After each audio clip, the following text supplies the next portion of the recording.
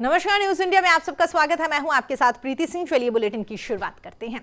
भरतपुर सांसद रंजीता कोली पर रात 11:12 पर हंतरा और वैर रोड के धरसोनी गांव के पास में अज्ञात 5-6 बदमाशों ने उनकी गाड़ी पर हमला कर दिया, जहां पर सांसद रंजीता कोली हमले के चलते बेहोश हो गई। उनको पुलिस की सहायता से आरबीएम अस्पताल में लाया गया। उपचार के बाद में सांसद कोली सर्किट हाउस में रुकी हुई है। वहीं पर भारतीय जनता पार्टी इस घटना का पुरजोर विरोध कर रही है। इसको लेकर बीजेपी के तमाम बड़े नेताओं ने अपनी प्रतिक्रिया दी है। नेता प्रतिपक्ष राजेंद्र राठौड़ ने कहा है कि वेंटिलेटर किराए पर देने के मामले में सबसे पहले आवाज उठाने वाली सांसद रंजीता कोली के साथ में किस रंजिश और किस कारण के तहत में यह हमला हुआ है, इसका पर्दाफाश होना चाहिए। साथ ही उन्होंने कहा है कि यह घटना लोकतंत्र पर एक तरीके से हमला है, जिसकी जितनी निंदा की जाए उतनी कम है।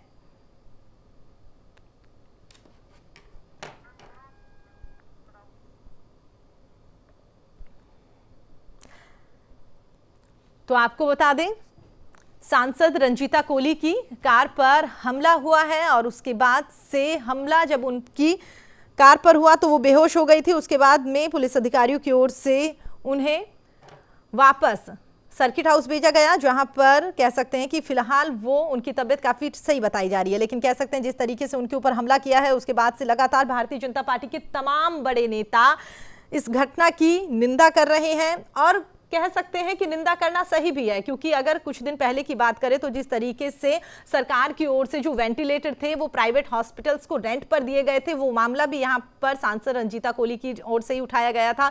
साथ ही आपको ये बता दें, कुछ दिन पहले अगर सामुदायिक केंद्र की बात करें तो वहां पर जब पूछा गया था डॉक्टर से कि क्या वजह है, क्यों यहां पर टेस्ट नहीं हो रहे, तो डॉक्टर की ओर से कहा गया था कि सरकार की ओर से, बड़े अधिकारियों की ओर से यहां पर मुझे आदेश मिले गए हैं कि यहां पर जितना हो सके मामले कम निकलकर सामने आए, इसलिए यहां पर टेस्टिंग जो है वो भी कम करनी चाहिए। तो इस मामले को लेकर लगातार वो जो दोनों मामले हैं उनको इस मामले से जोड़कर देखा जा रहा है कि जो रंजीता कोली पर हमला किया गया है, एक यही बड़ी वजह मानी जा रही है। जिस तरीके से रंजीता कोली लगातार भरतपुर में दौरा कर रही है और सरकार की नाकामियों को यहां पर उजागर करने का काम कर रही है, उसी से नाराज होकर यहां पर सरकार की ओर से कह सकते हैं कि या जिस तरीके से यह हमला किया गया है उसके बाद से ये कयास लगाए जा रहे हैं, ये सुगबुगाहट निकल कर आ रही है कि सरकार की ही ओर से यह हमला यहां पर करवाया गया है। हालांकि इस बात को लेकर अभी तक कोई पुख्ता जानकारी सामने नहीं आई है, लेकिन जैसे ही यह हमला हुआ है उसके बाद से भारतीय जनता पार्टी के तमाम बड़े नेताओं की ओर से यहां पर लगातार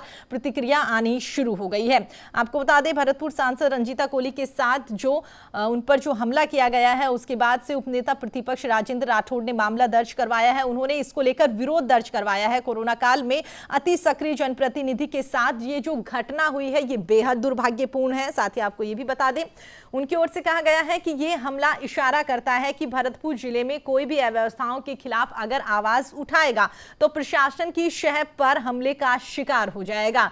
सांसद पर हमला होने के बाद में जिला कलेक्टर फोन नहीं उठा रहे, पुलिस अधिकारी संज्ञान नहीं ले रहे, इससे बड़ा दुर्भाग्य लोकतंत्र में नहीं हो सकता। भारतीय जनता पार्टी इस घटना की पुरजोर निंदा करती है और मांग करती है कि जो भी दोषी होगा उसके खिलाफ सख्त कार्रवाई यहां पर की जाए। साथ ही आपको यह भी बता दें, जिस तरीके से लगातार हम आपको बता रहे हैं कि वेंटिलेटर किराए पर देने के मामले में सबसे पहले आवाज उठाने वाली सांसद रंजीता कोली थी। उनके साथ में किस रंजिश और किस कारण से ये हमला किया गया है, इसका लेकर पर्दाफाश होना चाहिए। तो आपको बता दें, उपनेता प्रतिपक्ष राजेंद्र राठौड़ का इस मामले को लेकर क्या कुछ कहना है, पहले वो सुनते हैं। कोरोना काल के अंदर अत्यंत सक्रिय भरतपुर की सांसद रंजीता कोली पर हमला करना निश्चित तौर पर लोकतंत्र को कमजोर करना है। ये इशारा करता है कि भरतपुर जिले के अंदर आज अव्यवस्थाओं के खिलाफ कोई भी आवाज उठाएगा तो प्रशासन की शह पर उन पर हमला होगा। सांसद पर हमला हो जाए, जिला कलेक्टर टेलीफोन नहीं उठाए, पुलिस अधिकारी संज्ञान नहीं ले, इससे बड़ा दुर्भाग्य कुछ हो नहीं सकता। ये बातें सिद्ध कर रही है कि इस दहशतगर्दी के अंदर अब कोई बचा नहीं। पूरे प्रदेश में जब जनप्रतिनिधियों पर इस प्रकार के हमले होंगे तो दहशतगर्दी का वातावरण ही बनेगा। मैं इस घटना की निंदा करता हूं और उम्मीद करता हूं कि पुलिस प्रशासन दोषियों के विरुद्ध में कार्रवाई करेगा, क्योंकि कहीं न कहीं इशारा हो जाता है जब वेंटिलेटर को किराए पर देने की बात को सबसे पहले सांसद रंजीता कोली ने उठाया। ये हमला क्यों हुआ, किस कारण से हुआ, किस रंजिश से हुआ, इसका पर्दाफाश होना चाहिए। ये एक प्रकार का लोकतंत्र पर हमला है। इसकी जितनी निंदा की जाए उतनी कम है।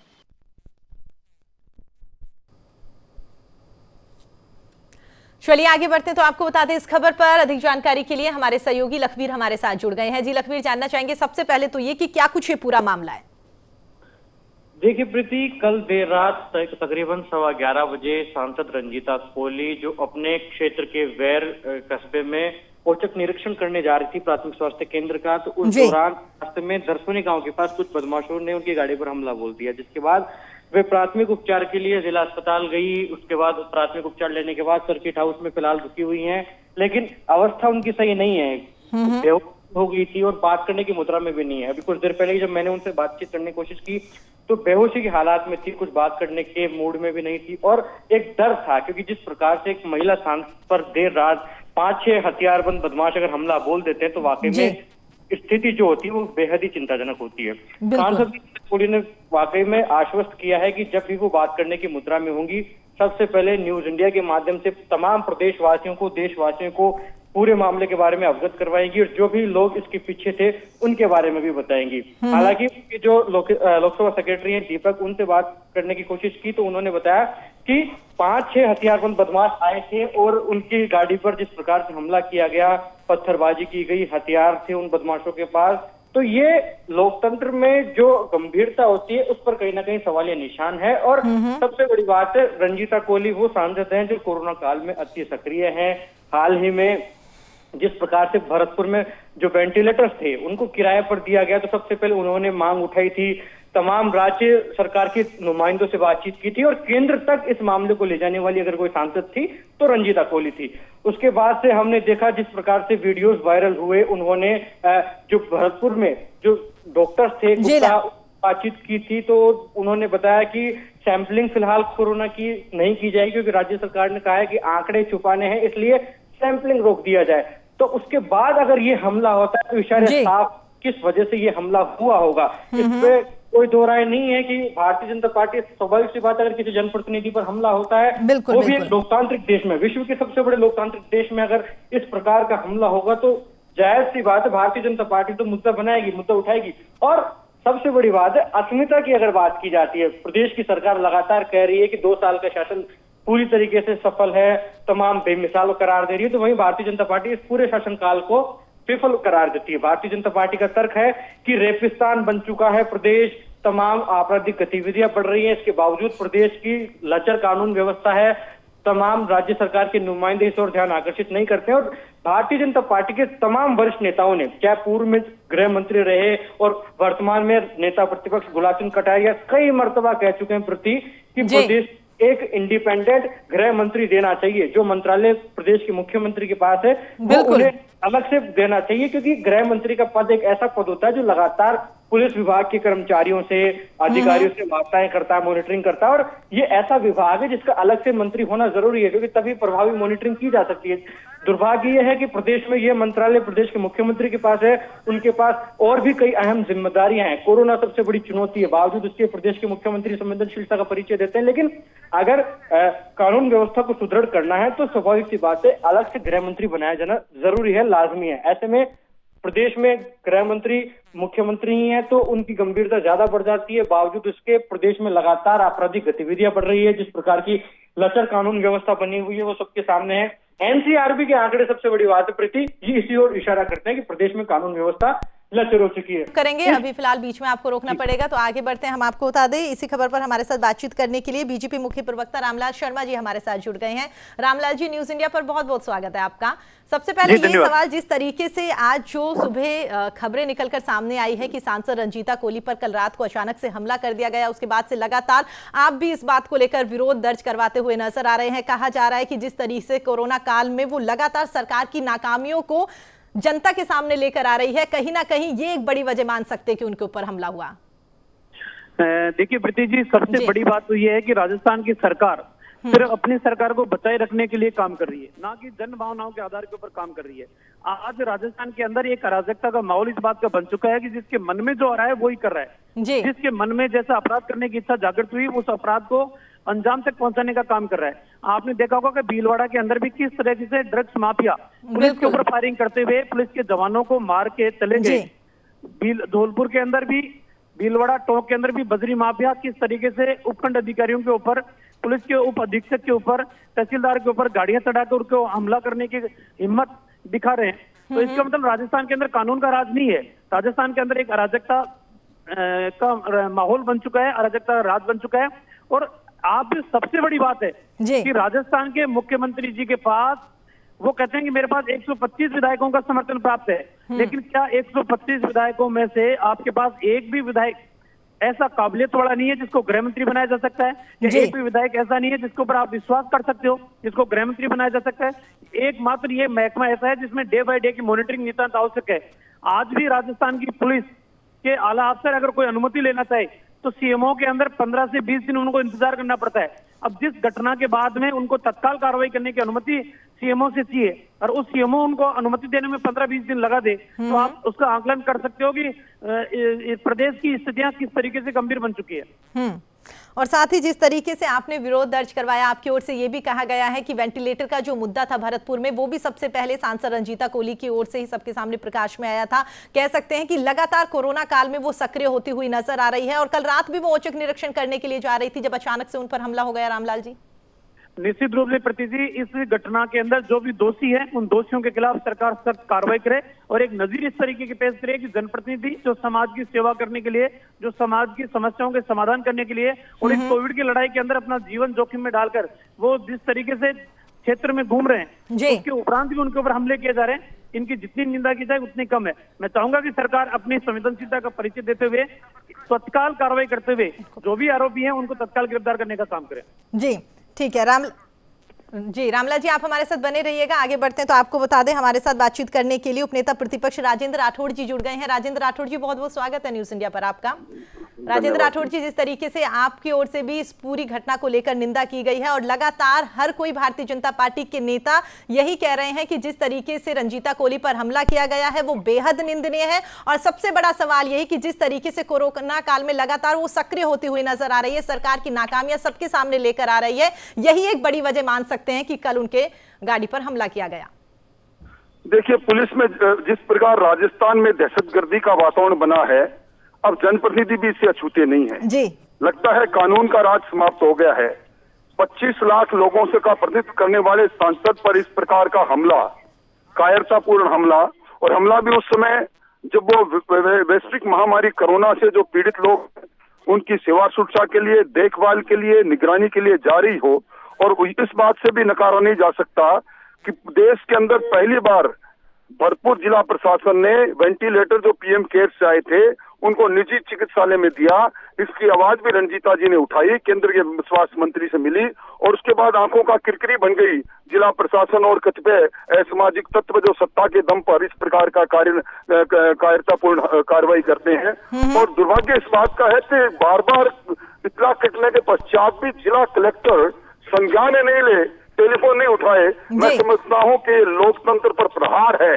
ये इस प्रकार की घटनाएं निश्चित तौर पर लोकतंत्र को कमजोर करने वाली घटना है, क्योंकि लोकतंत्र के प्रहरी पर हमला ये दुर्भाग्यजनक है। बिल्कुल राजेंद्र जी, हम लगातार कोशिश कर रहे हैं कि जिला कलेक्टर से भी यहाँ पर फोन पर बातचीत हो सके और उसके बाद पता चल सके कि क्या कुछ वजह थी कि जिसकी वजह से उनकी ओर से फोन नहीं उठाया गया।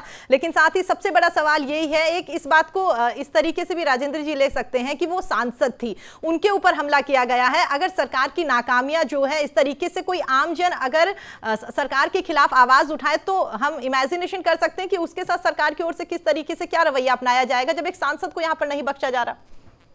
देखिए, इसीलिए आपने देखा होगा कि इस कोरोना के काल में, कोरोना से पहले के कालखंड में ये माफिया का दुश्वास इतना हो गया था कि पुलिस पर भी वो लगातार हमला करने लग गए थे जी। और कोई भी आम आदमी अपनी बात को, अपनी वेदना को कहने के लिए किसी मंच पर जाने में कतराने लग गया था, क्योंकि उसकी बात को सुना नहीं जा रहा था। नकारे में तूती की तरह उसकी आवाज वहीं गूंज कर रह जाती थी।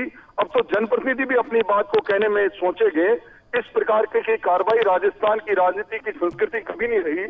अब पहली बार मैं सुन रहा हूं इतने वर्षों के मेरे संसदीय जीवन में किसी चुने हुए प्रतिनिधि रो भी सांसद पर हमला हो जाए और सरकार की तरफ से जिला कलेक्टर मीडिया के सामने आकर वस्तुस्थिति नहीं बताए, सांसद का टेलीफोन नहीं उठाए। जवाब देने से कतराए, जिला कलेक्टर कतराए, पुलिस का कप्तान कतराए, जो भरतपुर संभाग मुख्यालय में आईजी बैठते हैं। मैं समझता हूं कि ये सारी बातें दिखा रही है कि अब शासन निरंकुश हो गया है।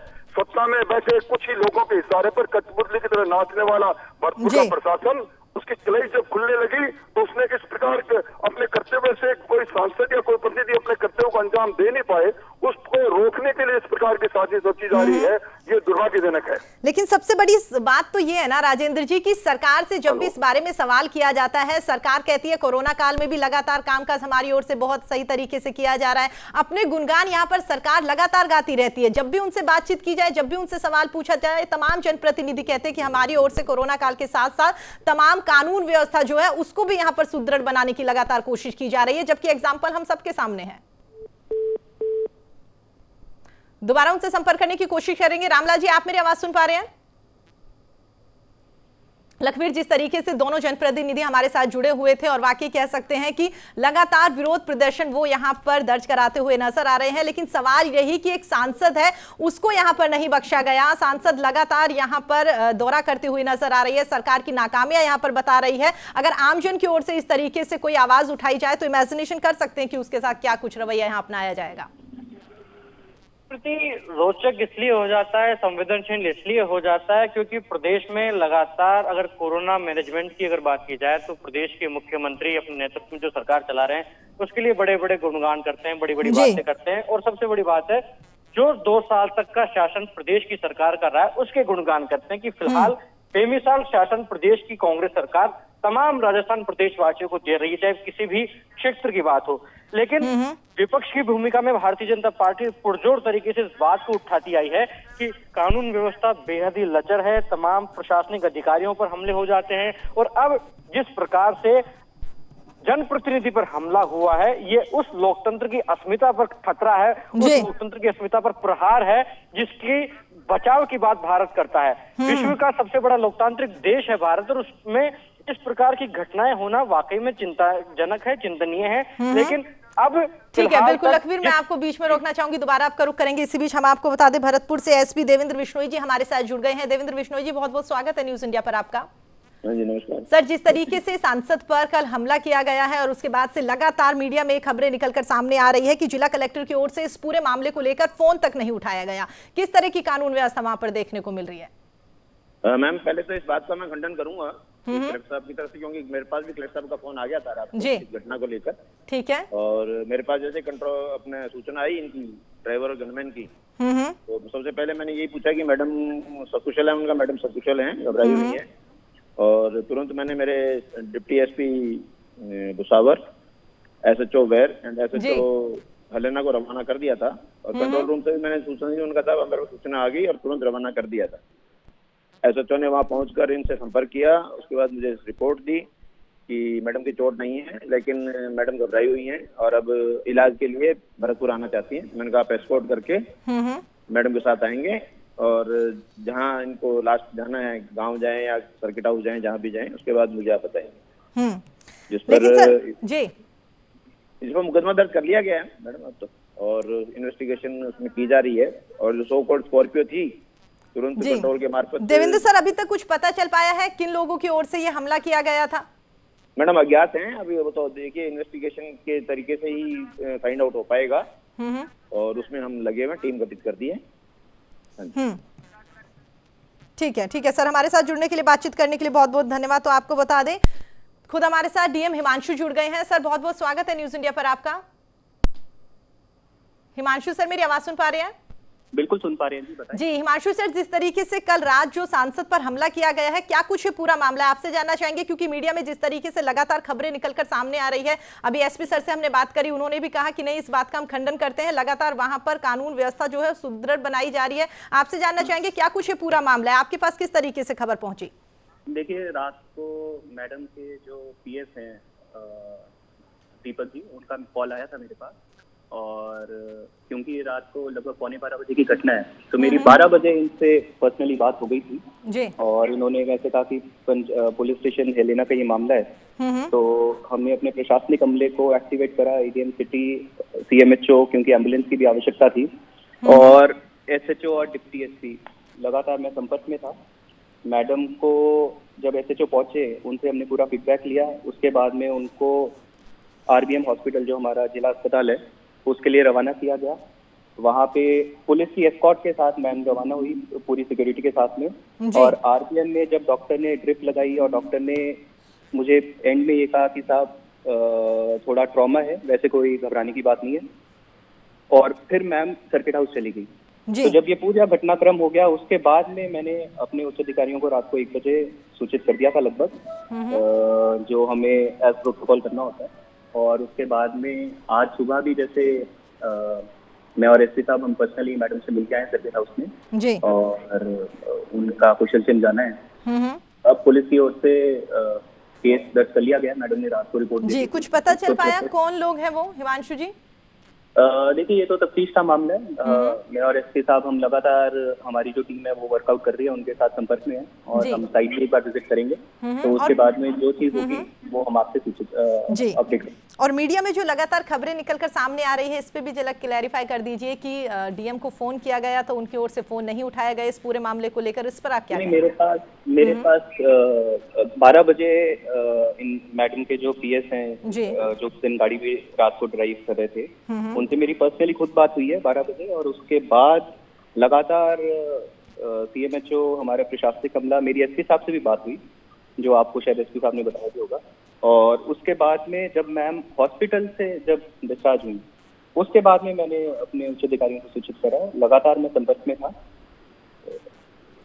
जी ठीक है जी ठीक है। हिमांशु सर, हमारे साथ जुड़ने के लिए, बातचीत करने के लिए आपका बहुत बहुत धन्यवाद। लखवीर हमारे साथ लगातार बने हुए हैं। लखवीर, आपने देखा किस तरीके से अभी हमारे साथ हिमांशु सर जुड़े हुए थे, तो उन्होंने भी कहा कि वाकई ही जो भी फिलहाल बातें निकलकर सामने आ रही हैं उन बातों का उन्होंने खंडन किया। और उन्होंने कहा कि लगातार पुलिस प्रशासन के तमाम अधिकारी जो हैं वो भी उनसे लगातार संपर्क कर रहे हैं और जो भी यहाँ पर दोषी होंगे उनके खिलाफ कार्रवाई की जाएगी। लखवीर, देखिए प्रीति, कोई मामूली सा बात नहीं है, क्योंकि पहली बात तो जनप्रतिनिधि और दूसरी बात महिला और तीसरी बात देर रात को हमला होना जी। और सबसे बड़ी बात यह है कि अगर कोई जनप्रतिनिधि मुखरता से अपनी बात उठाता है, राज्य सरकार को घेरता है, जिस प्रकार से भरतपुर में निजी अस्पताल को किराए पर वेंटिलेटर देने की बात थी, उसको मुखरता से सबसे पहले देश के सामने रखने वाली अगर कोई जनप्रतिनिधि थी तो रंजीता कोली थी।